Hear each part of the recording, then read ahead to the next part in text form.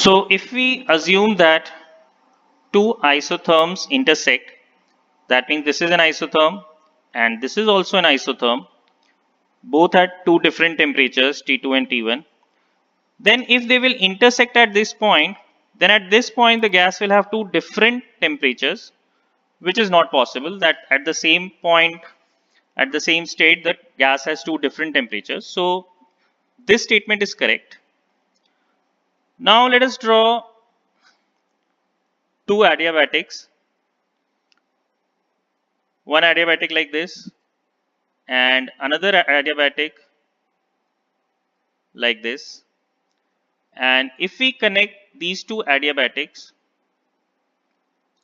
with an isotherm like this,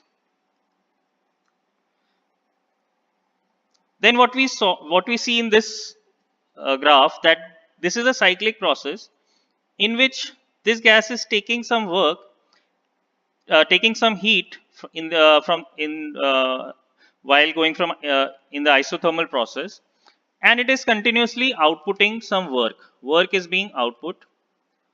Work is equal to the area of this graph, and therefore we see that this kind of a cycle would form which will violate the second law of thermodynamics, which states that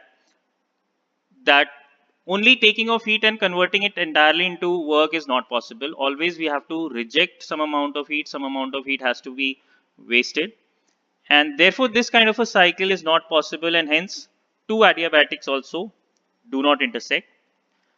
But an adiabatic and isotherms can always intersect, because from the same point on PV graph we can take a gas through isothermal process like this, and we can take it through an adiabatic process like this, and therefore the adiabatic and isothermal can always intersect, and therefore the correct option is all of these.